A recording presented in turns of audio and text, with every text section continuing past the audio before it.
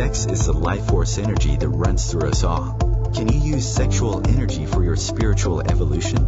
Or perhaps for emotional healing? Is it even possible? Clinical sexologist Dr. Martha Tar-Lee will explore all these and more on Eros Evolution on Om Times Radio.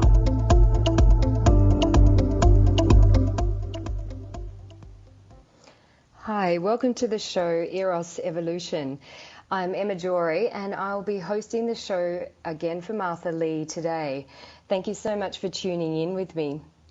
I'm actually based in Malaysia and where the time is about 5 a.m. here, so just sipping on my coffee as we speak. Today I'm super excited to be hosting the show and talking about some of my favorite topics. We'll be covering a few specific postnatal topics today. So if you're a new mum, or you know a new mum, or even a mum of 19 years actually, this is very beneficial for. Please tune in or share the radio show with your friends to tune in. What we'll be discussing today is why doing the right exercises after giving birth can make all the difference to flattening your tummy and getting your pre-baby body back. Why you need to rehabilitate properly from childbirth before doing standard exercise. This is a big thing I see often, that people jump into normal exercise far too quickly. And a big myth is that sit-ups will often flatten your tummy. So I want to discuss this and why it's actually not true in a lot of cases. Doing sit-ups can actually make your tummy protrude even more, so especially if done incorrectly. So it's a great topic to discuss. I also want to compare the Eastern and Western cultures in regards to the care for new mums. Living in Malaysia, I see a lot of different ways that mothers are treated in comparison to where I'm from in Australia. So if you don't know me, I'll give you a little background about myself and we'll get into the discussion a little further into the show. So I'm an internationally certified Pilates instructor and health coach with over 13 years teaching experience, and I have far too many certifications to mention. Let's just say my family call me the course junkie. I always like to say that. They always questioning my courses that I attend and asking if I actually need to do any more. But I always find that it's essential that we keep learning as body workers to always update our skills and make sure we are, giving up-to-date information to our clients. Things change in the industry and obviously, science, so we have to be always understanding what's going on and what's new. But I'm okay with this because I love learning. And I actually specialize in women's fitness, so specifically women's pre- and postnatal exercise and rehabilitation. I love this area and find that it's really satisfying for me as an instructor to see mum rehabilitate after having given birth. I do teach men though as well, and I have a regular men's class, and that's always lots of fun because they find that Pilates more challenging than they usually expect, so it's lots of fun teaching the guys. And also Pilates is great for everyone, so we can't just categorize, it's that saying that it's a women's form of exercise, because it's great for everyone. My current mission is to educate everyone, and not just mothers themselves, on the importance of postnatal care. So prenatal is obviously really important too, and I specialize in that area. However, I feel most people don't focus enough on mothers during the postnatal period, mothers' health specifically, including the mothers themselves. I believe it needs to be emphasized that for a healthy family, the mother actually has to be healthy and happy. And this includes mental and physical health. Because if your mother's not physically as well as she can be, she can't obviously be mentally well, and vice versa. So they're both interconnected. This is a really big topic that we'll discuss even more detail later. So let me just tell you a little bit about how I got to where I am today as a Pilates instructor, which is a request from one of my listeners. It's a little bit about my journey. So I started Pilates myself over 16 years ago, and when I was intrigued to find out what the new excuse me, the new form of exercise was that all the celebrities were talking about and doing, I immediately got hooked. I loved it. I remember loving the feeling that Pilates gave me, both during and also after the class. I was challenged, but I was also relaxed at the same time. So I especially liked that feeling that I could exercise lying down. That was one of my biggest draw cards. And that I could also help improve my posture and balance my body while doing the exercise. I've always been an active person from the age of about 5, dancing, horse riding, and doing various other sports.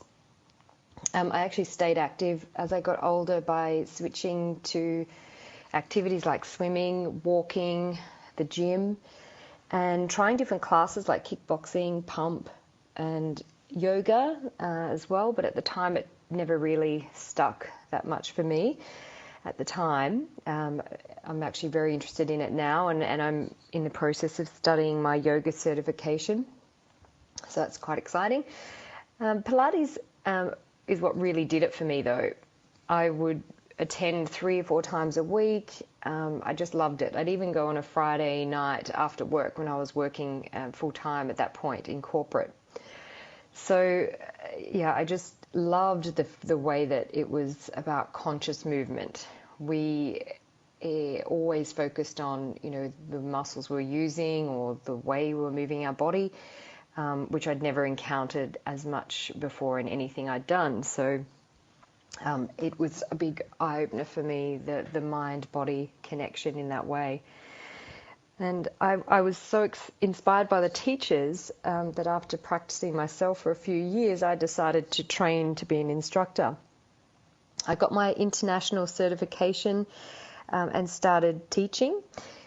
And I taught alongside physios, osteos, chiros, acupuncturists, or obviously had mentors and worked with in different scenarios, like in studios, in gyms, where I learnt to approach the body in many different ways. So I learned about rehabilitation, the emotional connection to the body, and how the importance of a positive reinforcement is to healing. I've actually had many injuries in my time, and I've been so active that I've had almost most part of the body injured over the many years. I had some personal experiences where I was told, because of an injury of mine, that I probably wouldn't have this area healed.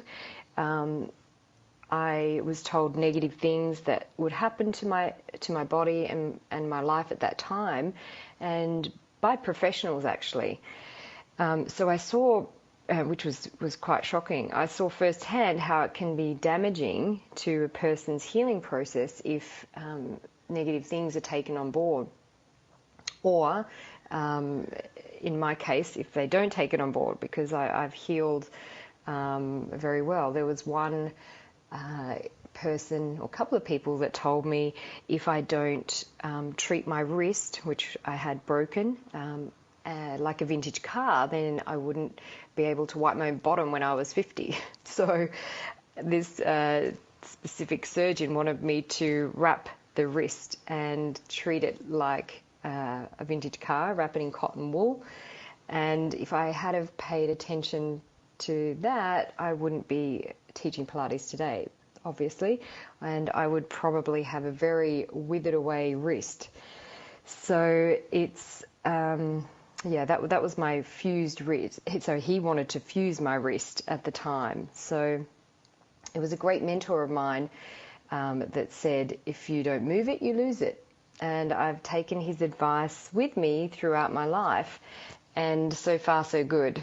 I live with that motto now. I think we can all really take that on board, into our everyday lives, because if we don't move, we certainly get stiffer throughout our body and we tighten up. So it's a really good message, not just if you had an injury or have an injury like I had, but yeah, super important for everyone to take on board just to stay mobile. Too often as we age, sometimes people, especially if they're in homes, the elderly, they fall, and this is where we can actually go downhill basically from there. So if someone has a fall and has an injury, the body will then compensate and maybe not, get back onto its normal patterning as easily. So that's what we want to avoid. We want to make sure our body is healthy, obviously, and strong and balanced, so that we can keep up with our everyday activities, especially as we get older. And so I love helping people relieve pain and become aware of their own body. We're just heading to a break now, so I'll be back very soon. Thank you.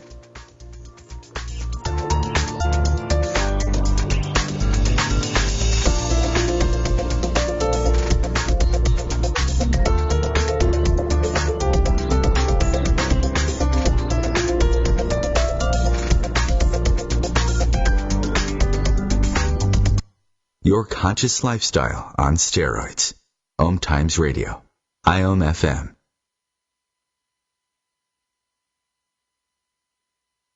Host your show on IOM FM, the radio network of Om Times Media, one of the more recognized brand names in the conscious community, and is backed by the extensive marketing reach of Om Times. Hosting a show on IOM FM immediately connects you with our extensive dedicated community. Hi, I'm Kelly Fox, host and astrologer of The Astrology Show. Each week, I'll give you access to the current transits, which are a valuable tool that provide astrological information to help unlock the potential each of us has. Understanding the stars can help steer us in the right direction to make better informed choices. So if you're wondering what's going to happen in your week ahead, be sure to tune in to The Astrology Show for guidance. Mondays at 9 p.m. Eastern Time. Every 2 minutes, an American is sexually assaulted. The majority of victims know their attacker. It could be your friend, your neighbor, or someone you met at a party. If you said no, it's rape, and it's a crime. This is Christina Ricci with RAIN. Call the National Sexual Assault Hotline today at 1-800-656-HOPE or visit rain.org. That's RAINN.org. Brought to you by RAIN and this station.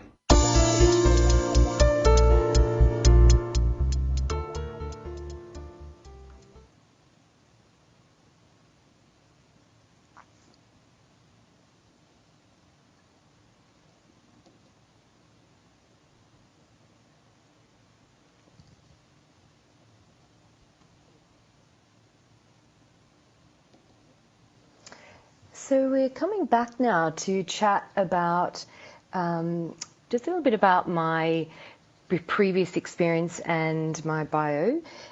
It's a huge passion of mine that I love helping people to relieve pain and become aware of their body, so they can manage and learn how to deal with their own injuries themselves. I believe we all need to actually take our health into our own hands and learn to heal ourselves, not to give our power away to others to fix us.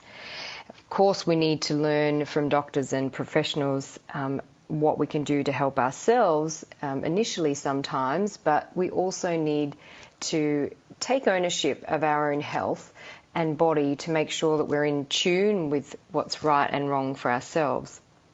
Only we innately know what is actually good for our body.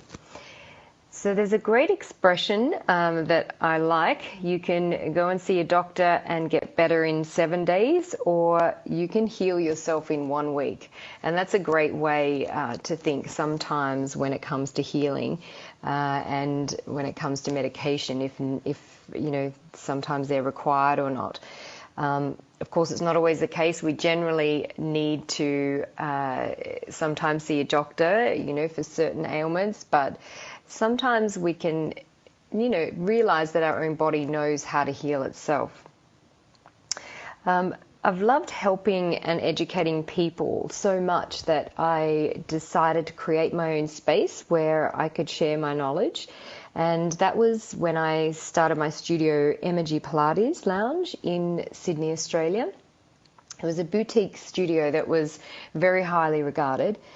And I taught a variety of people in that studio and had it for about 6.5 years before I sold it to move to Malaysia. I decided to start my own studio again in Malaysia here, but this time an online studio, and I'm now offering online Pilates videos via streaming. So if you're interested, you can find me now at epilatesonline.com. I decided to move into this online space because I just knew that so many people needed my help, and I couldn't reach the people in the way that I was teaching enough to really make a difference. So this way I know that I can help more people, and it's really, I guess, not frustrating, but it's a real passion for me to want to help people. And when I can't, and if I don't have the time, you know, I feel that people are missing out. So, you know, a lot of people need to know about this work, and a lot of people have pain in their body. So getting this help and this education and information of Pilates is vital. So yeah, join me at ePilates Online if you'd like more information. My instructing experience varies greatly, from teaching family to well-known celebrities, and from 13-year-olds to 80-year-olds. One of my clients I used to train while he sat in his chair. He wasn't as mobile, obviously, as many people.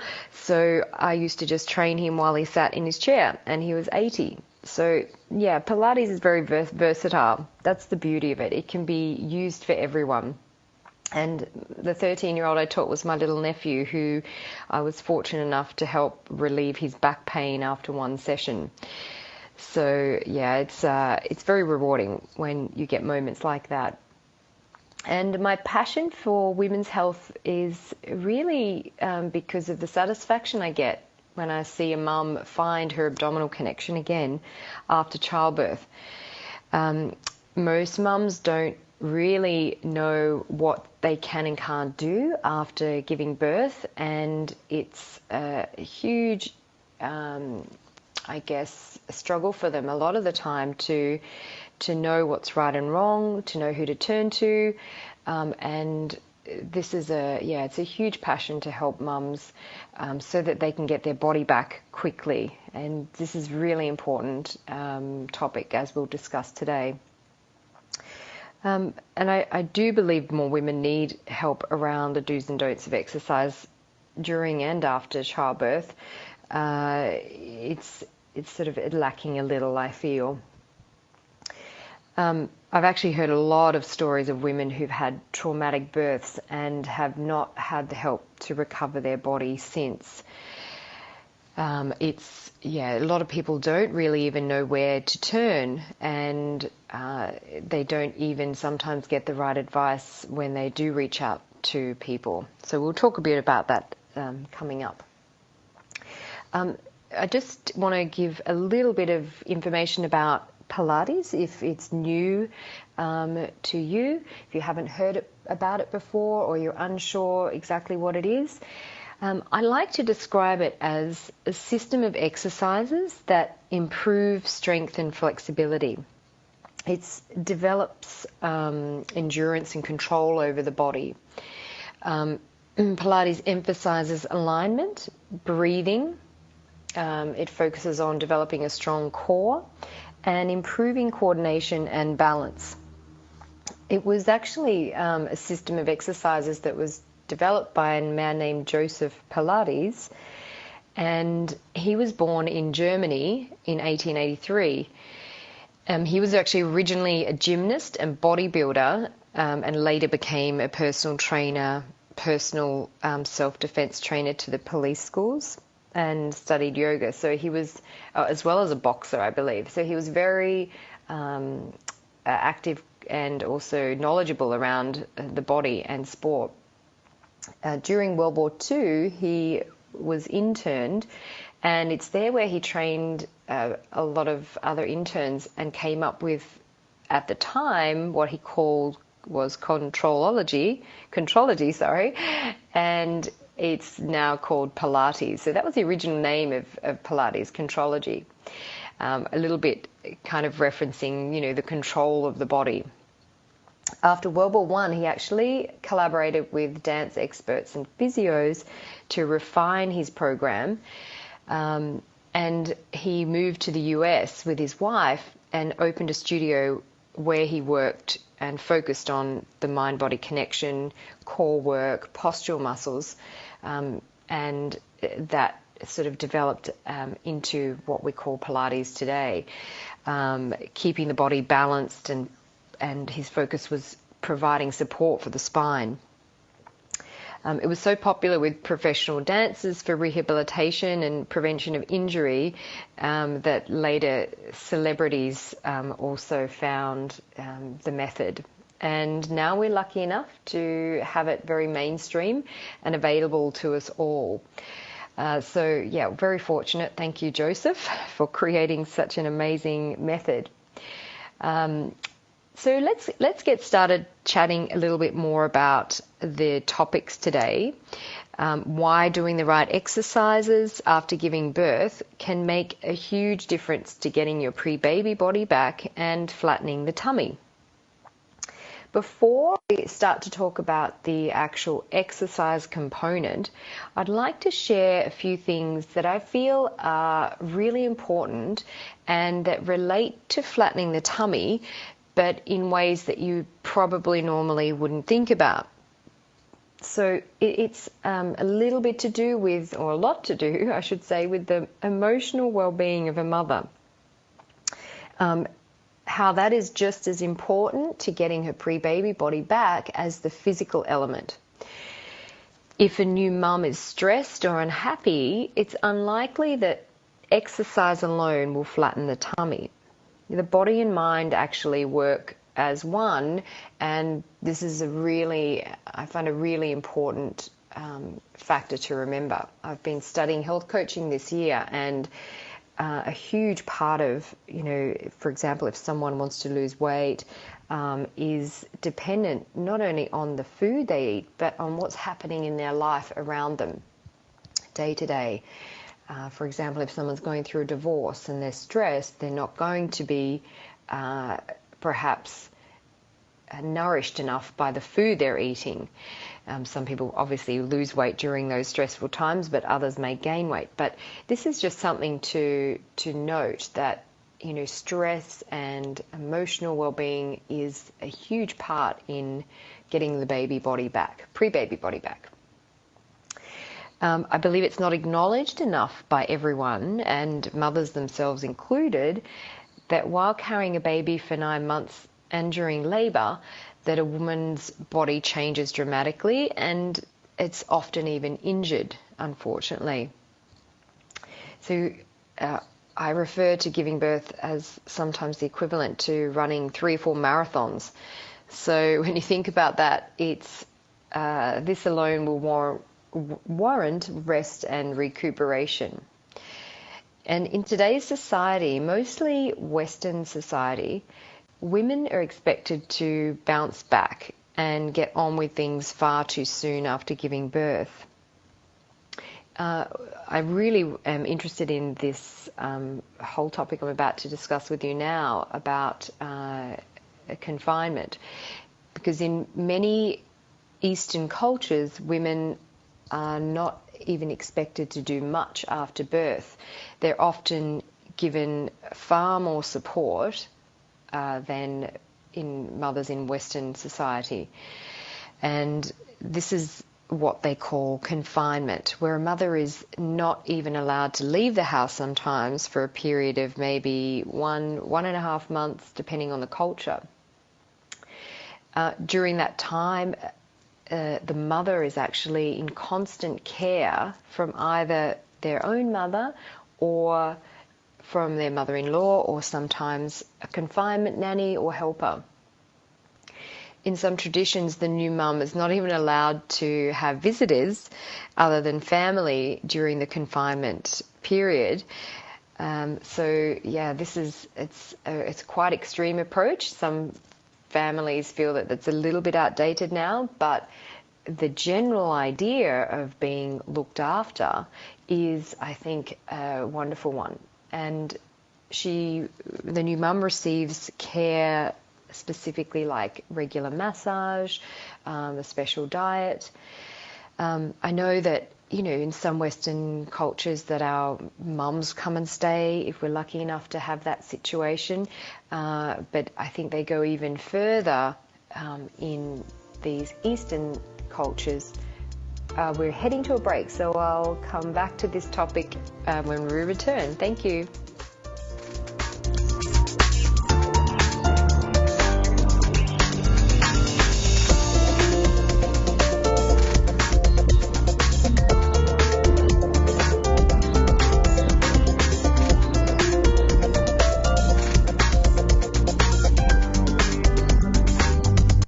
Free your mind with Om Times Radio, IOM FM. Om Times Magazine is one of the leading online content providers of positivity, wellness, and personal empowerment. A philanthropic organization, their net proceeds are funneled to support worldwide charity initiatives via Humanity Healing International. Through their commitment to creating community and providing conscious content, they aspire to uplift humanity on a global scale. Om Times, co-creating a more conscious lifestyle. Hi, this is Julie Geigel. And I'm Susan Schuler. And I'm Lori Walker. And we are the Psychic Angel Channelers from Angel Talk Tuesday. Tune in every week at 10 a.m. Eastern on OmTimesRadio.com. The angels have heard your call and are here to help. Are you ready to receive? Bathe in the beautiful vibrational frequency to help you heal, expand, and remember your magnificence with Angel Talk Tuesday. What's up? This is Brad and Mike from Lincoln Park for Life Beat, the music industry fights AIDS. Listen up, times are tough and you get a lot of things thrown your way. If you're being pressured to have sex and you're not ready, then say no. If you're having sex, be smart and use protection. Respect yourself and protect yourself. For more information, call the National AIDS Hotline at 1-800-342-AIDS or log on to www.lifebeat.org.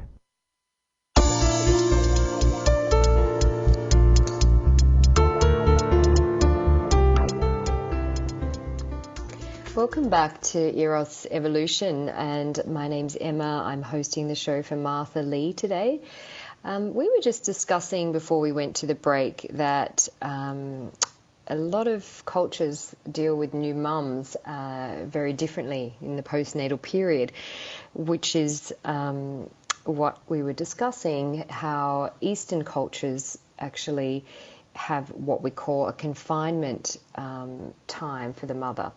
And I think this is a wonderful idea and concept, and I think that new mums in Western cultures are expected to bounce back far too quickly or get back into their normal routine far too quickly.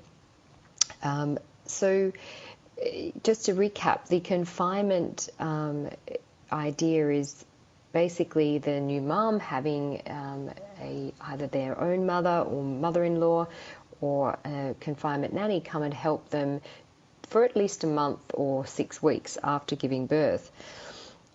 Sometimes they can be a little bit more extreme than what we do in Western cultures.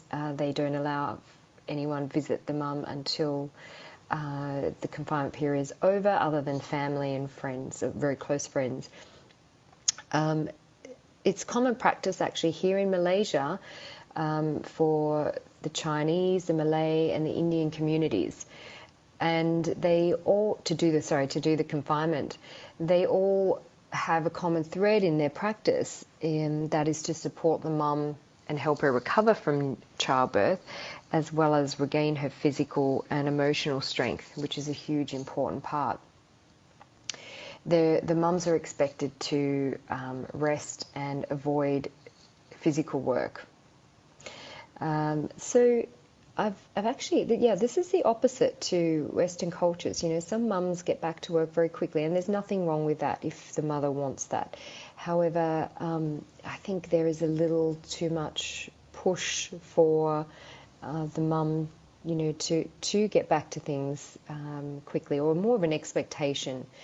In fact, I heard recently that some hospitals in Australia are asking women to leave the same day or even the day after giving birth and go home.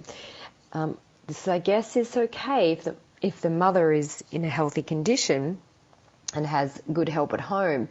But far too many women obviously are not getting the help and all the advice they need in that postnatal period. So this kind of situation is really, I think, setting up some mums for the potential for postnatal depression, which is becoming more common. I believe we can make a lot of steps to prevent this. There's far too much pressure, I think, for women to get on with their normal life. And I think if the women are treated with more care and given more education and support around their pregnancy and the birth process, that the postnatal depression numbers would decrease. I've actually worked with many mums whose postnatal depression is caused from either a traumatic birth, where the baby's been sometimes taken away from her and she's prevented from connecting properly with her baby. And this moment where the mother holds the baby on her chest and has that moment is vital for that initial, you know, love and connection. So, you know, if the birth is traumatic, the baby can sometimes be rushed away, you know, to emergency, and the mother, you know, doesn't get that time. If the birth is okay, maybe the mother just hasn't or isn't given the support network she needs after childbirth. Sometimes mums feel obviously very alone and isolated, and it's a time where you need that support. I just thought I'd give a little example to help everyone understand what it would be like for a mother and what they go through in terms of the changes in their body. So if you imagine for a moment carrying around a 3 or 4 kilo bag on your right shoulder for 6 months, imagine how this would change your body. You would probably start to lean over to the right, no doubt compensate with different posture and muscles, and probably feel more tired if you're carrying extra weight. And so this is exactly the case with a pregnant woman. Their bodies change and compensate for that extra few kilos in the front of their body. And no doubt the core muscles stretch and sometimes weaken. Some mothers obviously carry a little extra body weight during pregnancy as well, so there is more weight not only just from the baby but from the body weight placed on the joints. Therefore there's more stress on the body in general. So everyone's different and everybody bounces back differently. It's not normal to expect each mother to be in the same condition or have the same results when pregnant or rehabilitating after childbirth. So we have to really acknowledge, what we call in our health coach studies is bio-individuality. what is good for one is not always good for the other, and we are all so different. So, we just can't have expectations on people and how they should be. So I just want to talk a little around the core. What is the core? Most people think that it's just their abdominal muscles. Obviously, it's part of that, but the core starts obviously with the lower tummy, with the upper abs, with the pelvic floor, but also it's the back, okay, to support the muscles, to support the spine, also the hips, the butt, the inner thighs, and sometimes people refer to the core as even right up to the neck, the trunk, the whole trunk, including the shoulders. So we have to take into the body as a whole when we talk about core rehabilitation and core strength. It's anything that really is supporting the spine, any muscles that are supporting the spine. And after pregnancy, obviously, those muscles have changed dramatically. And also the body shape and posture changes dramatically. So we can't just look at one particular area, we have to look at the body as a whole.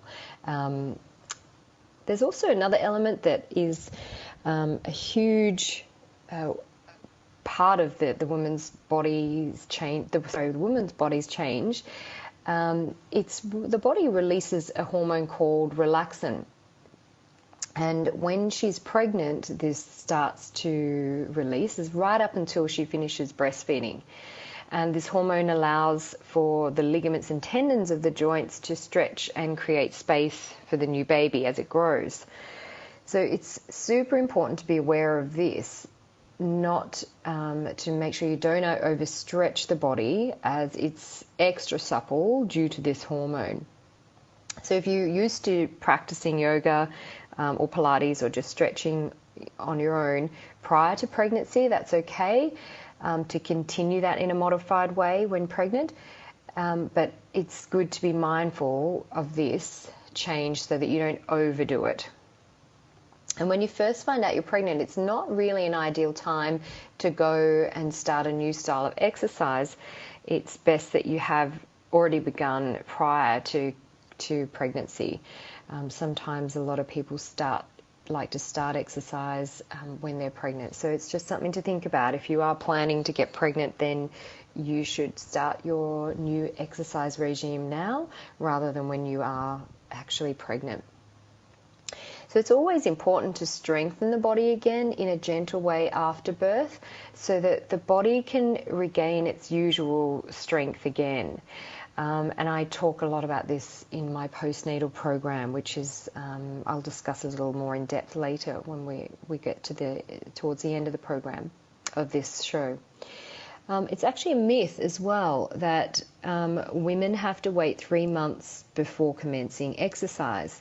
Now, I know that's very counterintuitive for many people to think like that, but it's when doctors actually suggest wait 3 months, they're usually referring to normal exercise, standard exercise, and they are also taking extra precaution, obviously to cover themselves, but if you are getting specific expert postnatal guidance, gentle pelvic floor and deep lower abdominal work can actually be started very early on after giving birth and are actually really, really good for the healing process.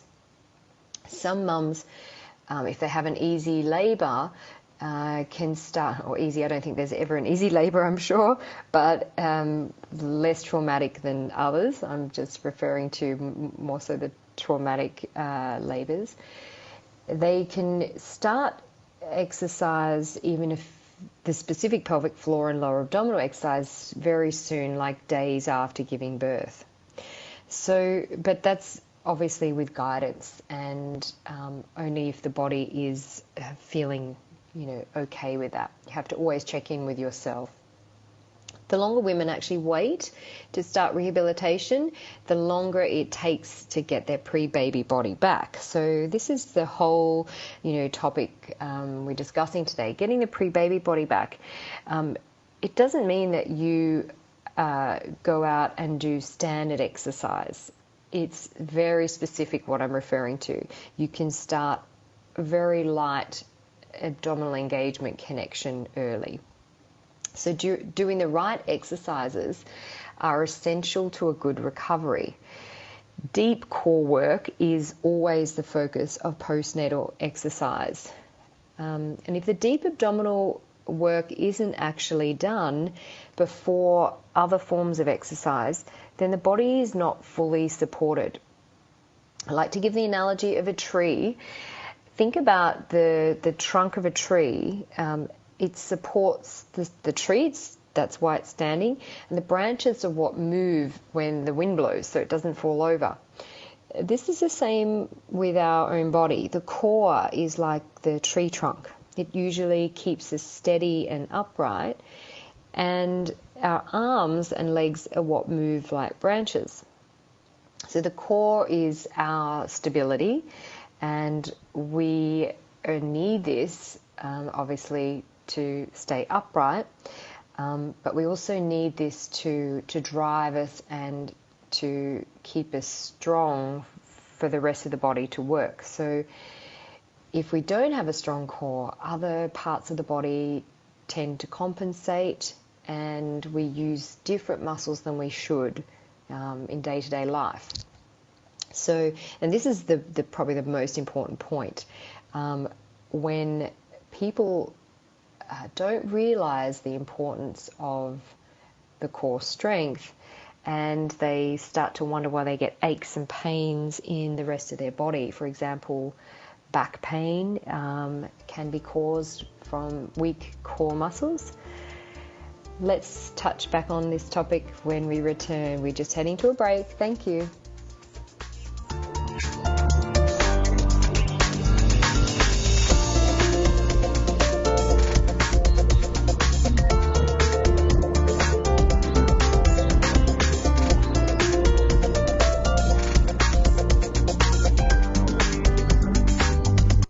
Bringing you the best of the conscious minds in the world.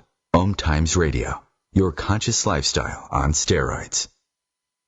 The number one reason girls drop out of school in sub-Saharan Africa is lack of access to feminine hygiene products. The Pads for Schoolgirls Project, an outreach of Humanity Healing International, is changing this paradigm by setting up sewing programs at schools, teaching girls a vocational skill, while producing the reusable pads that help keep them attending classes. The girls pay it forward by making and giving pad kits to other girls in need. To learn more, visit humanityhealing.org. Humanity Healing is where your heart is. It's on us to stop sexual assault. To get in the way before it happens. To get a friend home safe. And to not blame the victim. It's on us. To look out for each other. To not look the other way. It's on us to stand up. To step in. To take responsibility. It's on us, all of us, to stop sexual assault. Learn how and take the pledge at itsonus.org.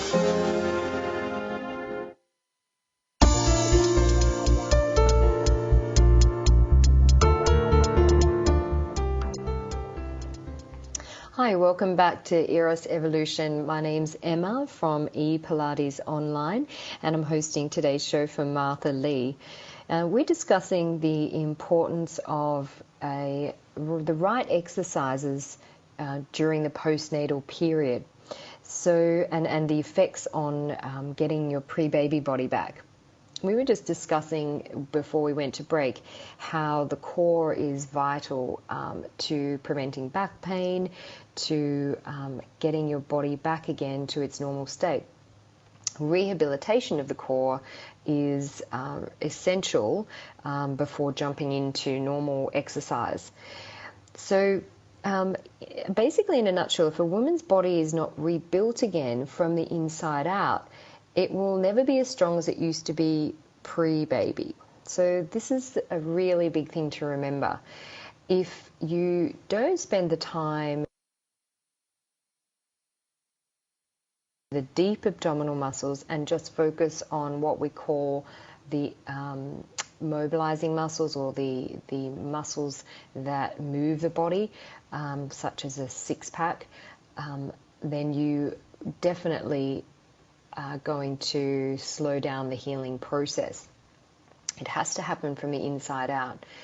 So you can actually have a stronger core than you even had before childbirth if you do it correctly. I've had a lot of this success with my clients.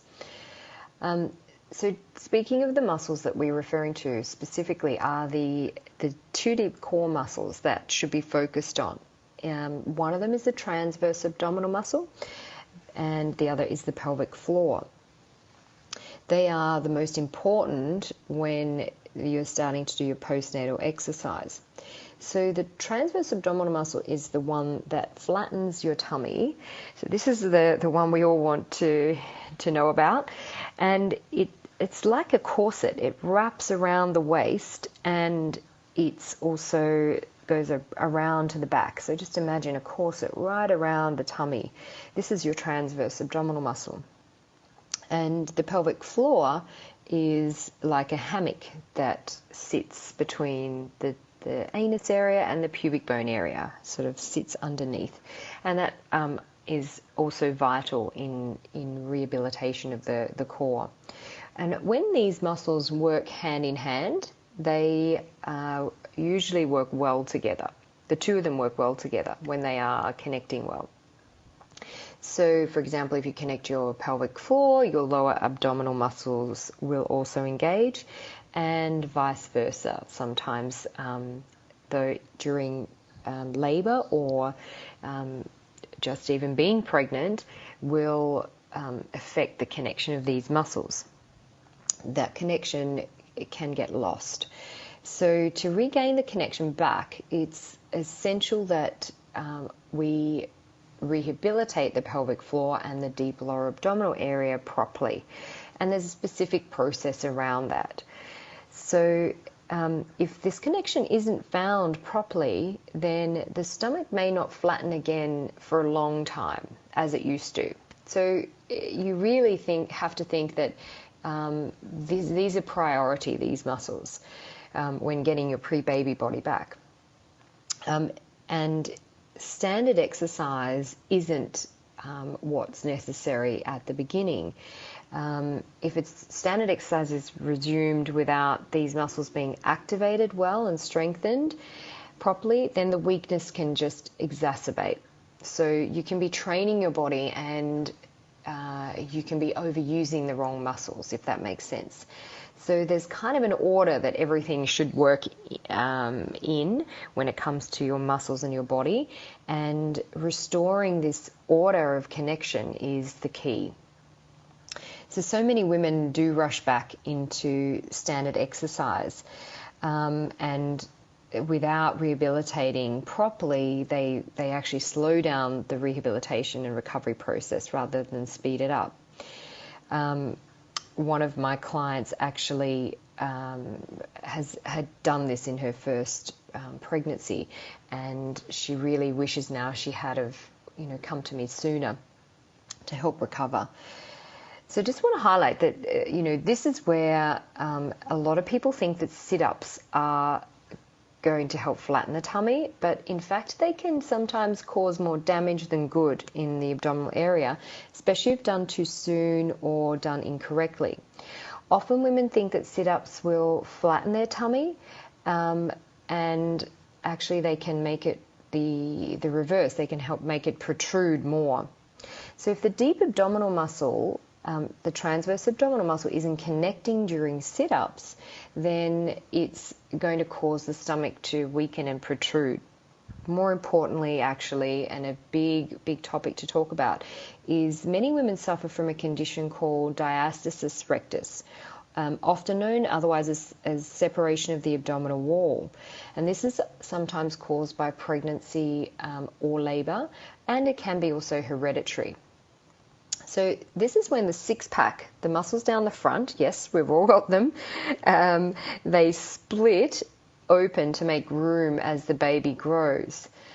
Now, it can be caused just during pregnancy by doing sit-ups or getting up and down incorrectly off the couch or the bed, like flexing forward instead of lying to the side to get up.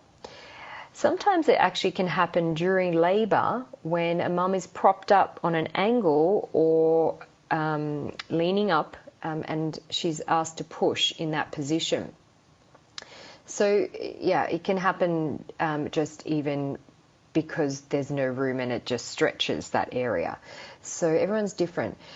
But it's essential that women with a diastasis avoid sit-ups in the postnatal period because that will make the condition far worse. Because there is such pressure inside the abdominal wall, which causes the split to open even more when doing a sit-up. In fact, one of my clients, she didn't recover properly from the diastasis during her first pregnancy, and she then went into a new pregnancy. She got pregnant again with still 2 or 3 finger diastasis. So that's going to be a lot harder for her to support her new baby when it grows because her tummy is already split. So if you're unsure if you have this condition, sometimes a way to tell if your tummy looks like you have a pyramid shape. If you look down at your belly, especially when you sit up, sometimes it won't be that obvious. However, you still may have separation if you don't see the pyramid. Usually a physio can check this for you, or you can check yourself. I have a self-checking video tutorial on my YouTube account, Pilates Online, if you'd like to check it out. But I also cover this in my Restore Your Core postnatal program. This is a program specifically for women who've recently given birth or who've given birth many years ago, actually, and still need to restore their core. Some of my clients have come to me and their eldest baby is actually 19 years old and they're still getting amazing results. The program heals many conditions caused by pregnancy, including the separation. It's also amazing for healing operations like cesareans and hysterectomies where the core is weakened and needs strengthening. Major abdominal surgery needs just as much care as a postnatal mum who's had a Caesar. My program also helps to improve pelvic floor and therefore helps with incontinence. So if you loved jumping on a trampoline with your children and can't anymore, this program's definitely for you. The strength of the pelvic floor and suppleness is super important for a mum. So it won't always help, it not only helps to flatten your tummy, but also helps to strengthen your core, enabling you to sneeze without leaking again. So many of my clients have had incredible success with the program. One in particular, Claire, she was told that she had to have surgery on her stomach as her separation was 4 fingers in width.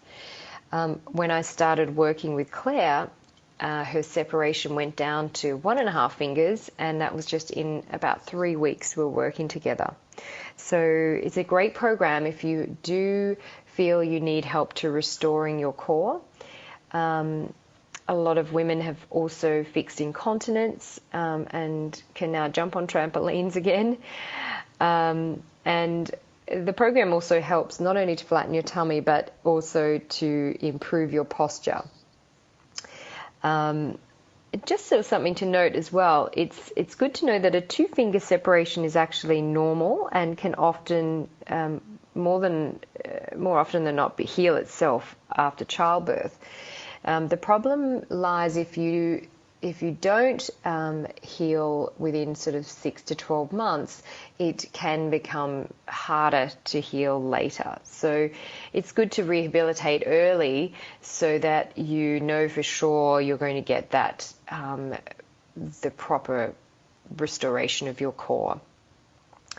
The sooner the better, really, to start this kind of healing work.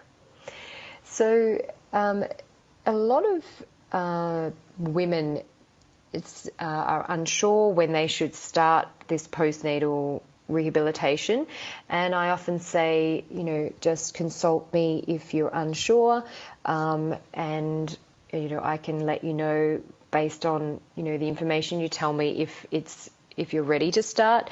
But generally, 2 weeks is fine, sometimes even a week. So just to wrap up a couple of topics just to make sure you remember before you go away today, that it's so important to not begin normal exercise too soon. If you do actually start overtraining too soon, in vigorous kind of exercise or intense exercise, it can increase the possibility of lactic acid in the muscles, which then in turn can cause the breast milk to taste